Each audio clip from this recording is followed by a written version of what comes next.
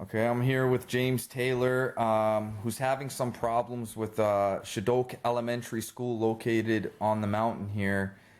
Why don't you give us the story from the beginning? You're having problems with your daughter, and the school's doing some bizarre things like calling the police because your daughter's having a temper tantrum and multiple calling CAS on you multiple times. Why don't you tell us from the start, exactly like what happened the first day, and then what happened the next time, and the third time. Well, basically, my daughter's been having some issues with changing from subject to subject in school, and we've worked with the school on solutions on how to work with her because we know that she has some behavioral issues. So it seems like everything was working for quite some time, and then all of a sudden everything changed. They got a new principal in there.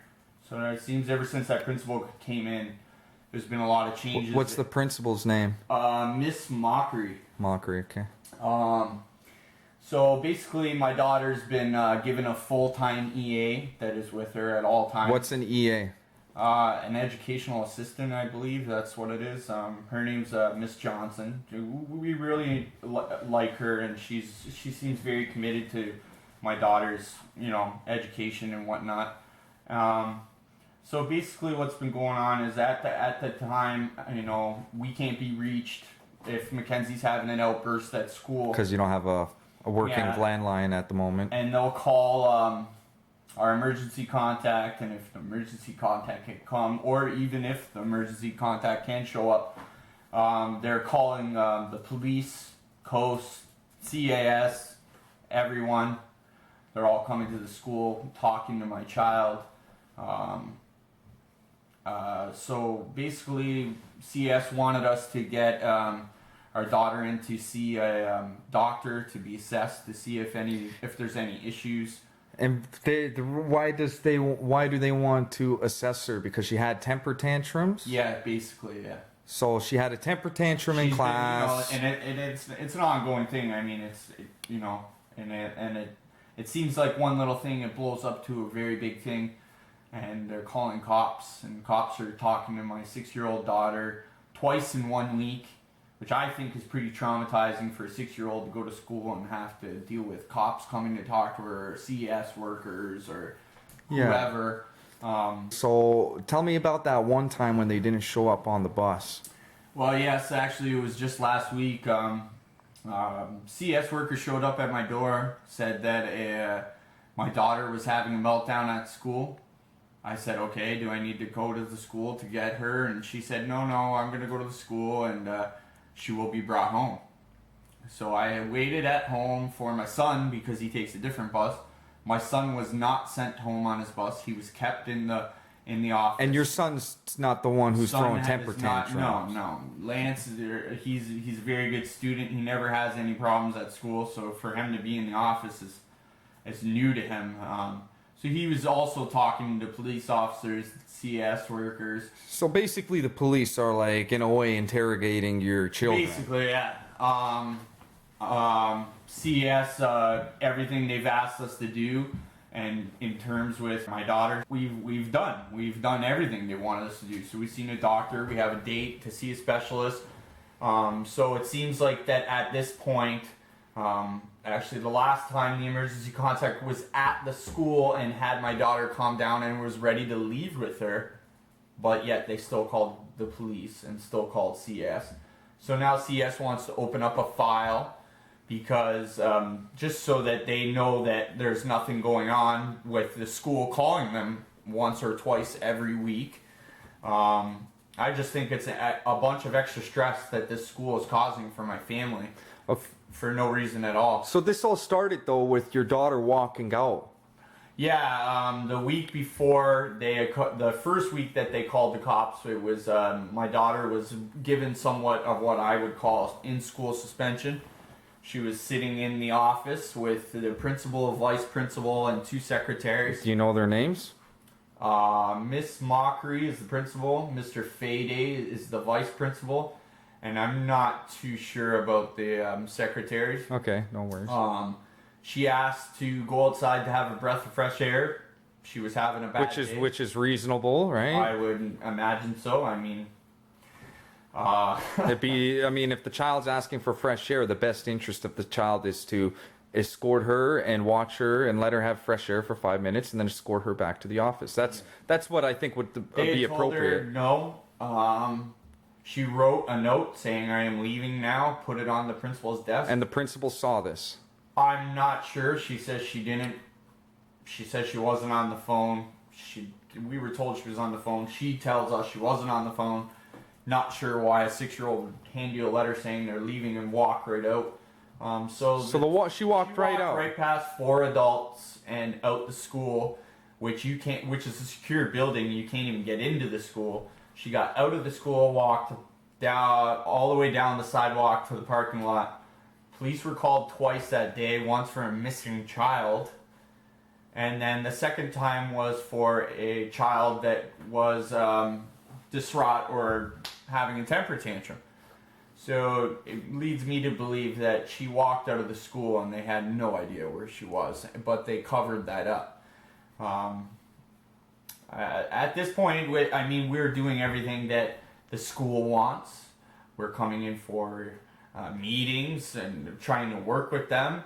We've got a doctor's appointment. We're waiting for a date with the specialist. So you're doing that. You're cooperating with the school and the CAS. Yep. And what you're saying to me is they keep calling CAS on you. They're going to keep calling CS. They're going to continue to keep calling the cops, and CS wants to open a file. And if CS keeps getting calls, then it's going to make a bigger investigation, which is not needed.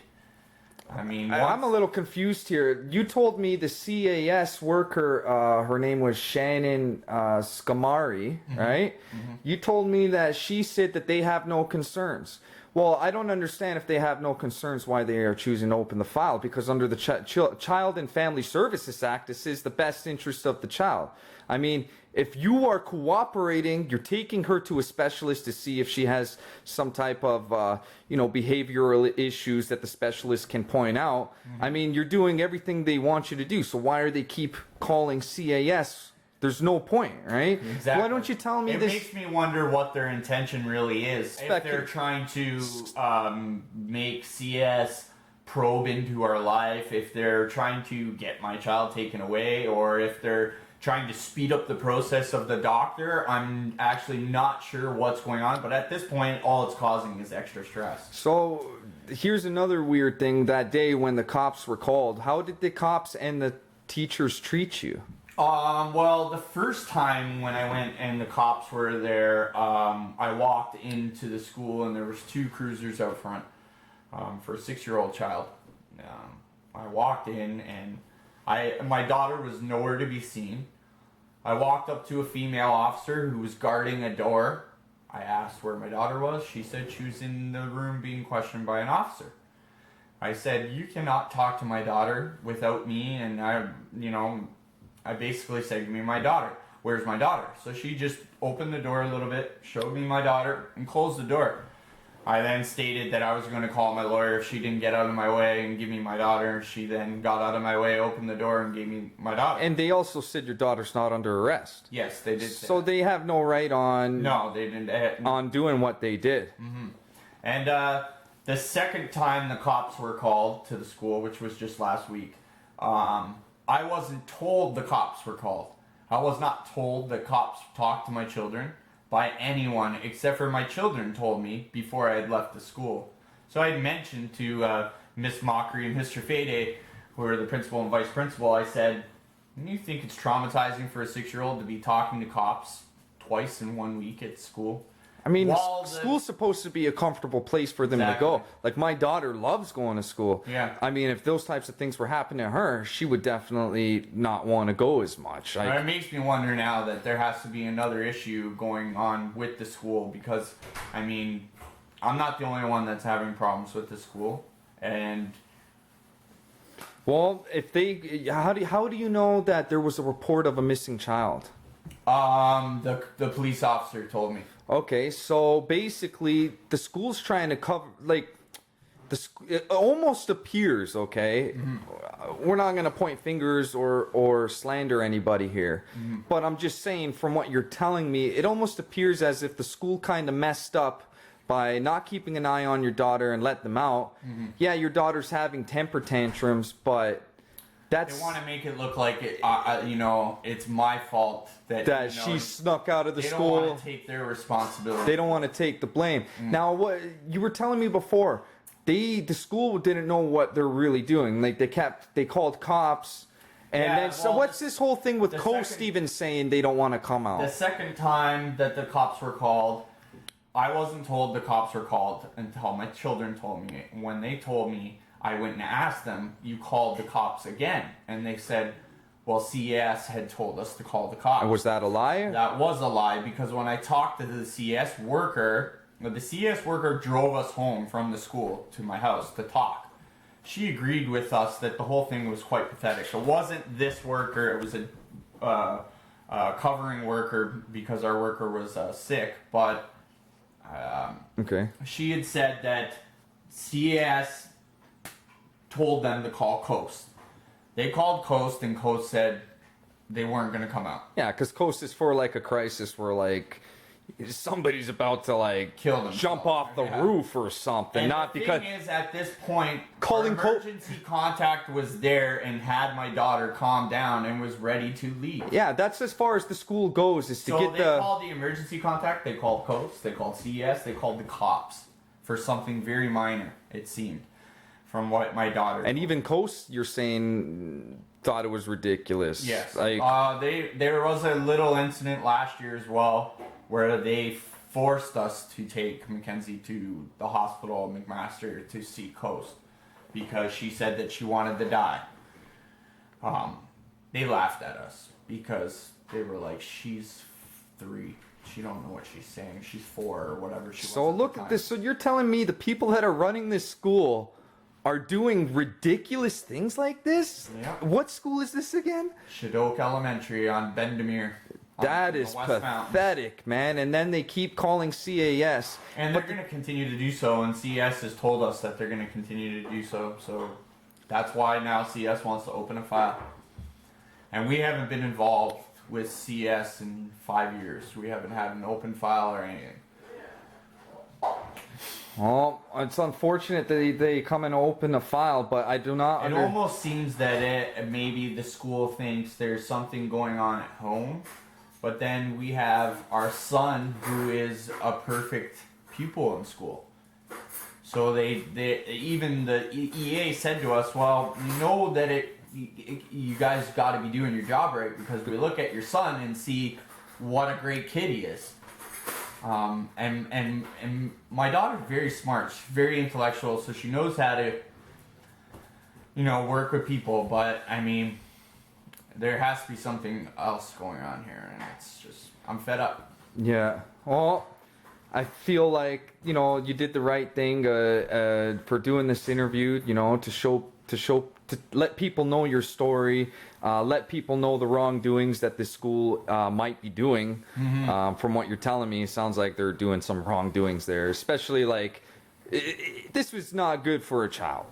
A child, they go to school, they play, they have fun, they hang out with their kids, and they learn. They don't go to school to have the police called and have CAS and all these other things. Like, sure, if the daughter's having some behavioral issues, that happens. Kids have, like my daughter's throwing major temper tantrums.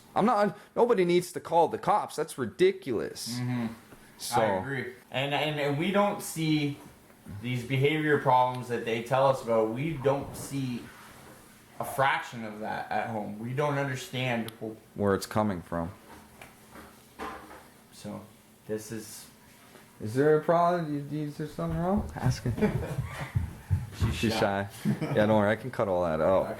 Okay.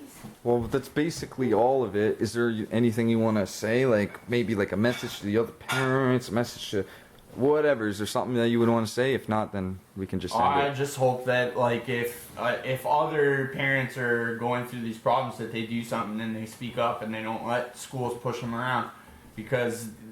I mean, nobody can tell you how to raise your kid except for you. I mean, As long as you're not hurting If the you're child, not- exactly. and the Doing what child's you're best supposed to be doing, and the child's interests, the best interests are kept, then nobody has the right to tell you how to parent your child. Exactly. If you're hurting your child, yeah, you can speak up and you can call the authorities. But I mean, if the child's best interests are kept at heart, I mean, come on.